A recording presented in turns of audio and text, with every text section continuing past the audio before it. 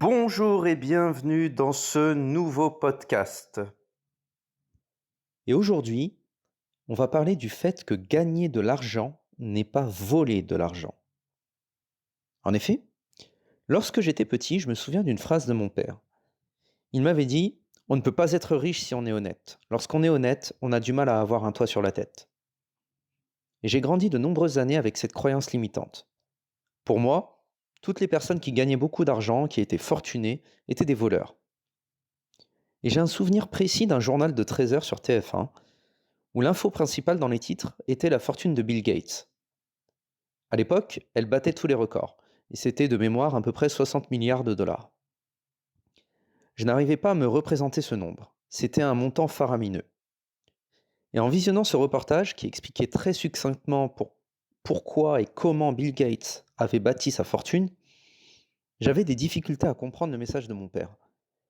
Lui, il me disait qu'il fallait être malhonnête, et à la télévision, j'apprenais qu'il avait créé un produit utilisé par des milliards de personnes sur la planète. Ce que j'ai compris de cette histoire se résume en deux choses. Mon père était un honnête travailleur, mais qui avait de réelles croyances limitantes. Et c'était sûrement dû à sa situation financière. Si Bill Gates avait des revenus conséquents, c'est qu'il avait réussi à proposer un produit d'une grande valeur, d'une grande aide pour un maximum de consommateurs. Il convient de préciser deux choses. Premièrement, il n'est pas mauvais d'avoir de l'argent. Et deuxièmement, vous n'avez pas besoin de voler quelqu'un d'autre pour avoir de l'argent. Supposons que vous créez un produit ou un service qui aide un client. Ce dernier sera heureux de vous payer, car vous lui enlevez une épine du pied. Souvent, vous leur faites gagner du temps. Et ce temps peut être consacré à quelque chose qu'ils aiment faire, qui est productif pour eux. Il crée d'ailleurs plus de richesse et vous récompense pour votre participation. Ce qui importe est donc de proposer de la valeur, que ce soit un produit ou un service. Nous sommes tous très contents de payer pour un service que nous apprécions. Et je suis en effet très content de payer un plombier qui va me réparer une fuite d'eau rapidement. Alors certes, ce service me coûte de l'argent, mais c'est tout à fait normal. Je paye pour un service, pour un savoir-faire. Je pourrais très bien me dire qu'il est possible de le faire moi-même, mais je n'ai pas les compétences. De ce fait, je risque de prendre énormément de temps pour un résultat d'une qualité bien inférieure. Cette vision de l'argent selon laquelle en gagner serait trop négatif, serait du vol, est particulièrement vraie en Europe. Et la représentation de l'argent et des échanges commerciaux n'ont pas du tout la même portée aux États-Unis, par exemple, ou dans le monde anglo-saxon de façon générale. En effet, il existe un véritable gouffre culturel entre la France et les États-Unis. Et ça a beaucoup à voir avec notre rapport à l'argent.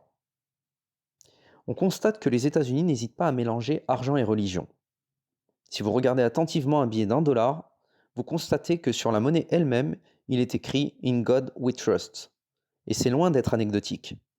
Ça signifie que contrairement à notre vision française, aux États-Unis, Dieu, entre guillemets, bénit les échanges commerciaux et bénit d'une certaine façon l'enrichissement. Et ça a pour effet de libérer totalement l'attitude vis-à-vis de l'argent. Réussir devient un moyen de satisfaire Dieu et d'être béni. Dès lors, la personne qui réussit devient un modèle et elle est admirée plutôt que méprisée. La richesse est encouragée et non condamnée. En France, à l'inverse, on méprise la richesse. La raison en est qu'ici, être riche est souvent considéré comme être corrompu, ou avoir utilisé des moyens immoraux pour obtenir sa richesse, ou alors avoir hérité ou s'être amélioré en détruisant les autres. Pour autant, tout n'est pas à jeter dans le système français. Nous avons un État social plutôt fort qui permet de donner des avantages sociaux à ceux qui se retrouvent en difficulté. Et à mon sens, c'est une excellente chose. Nous devons aider ceux qui se retrouvent dans le besoin. Nous avons un système de santé qui, en comparaison de celui de nombreux pays riches, est réellement d'une qualité supérieure, dans le sens où il coûte moins aux patients. Et nous devrions probablement prendre un peu de la culture américaine, et eux devraient peut-être prendre un peu de notre culture. En effet, si vous êtes américain et que vous avez des problèmes de santé, bon courage si vous n'avez pas un emploi avec une très bonne assurance santé. D'un autre côté, en France, on devrait valoriser davantage ceux qui tentent d'entreprendre ou ceux qui réussissent financièrement. Car cet argent, contrairement à ce que l'on pourrait croire, est lié à une proposition de valeur. Et voilà, c'est déjà la fin de ce podcast. J'espère que le contenu vous a plu. Si c'est le cas, n'hésitez pas à liker, à partager, à commenter. Et quant à moi, je vous retrouve très bientôt pour un nouveau podcast.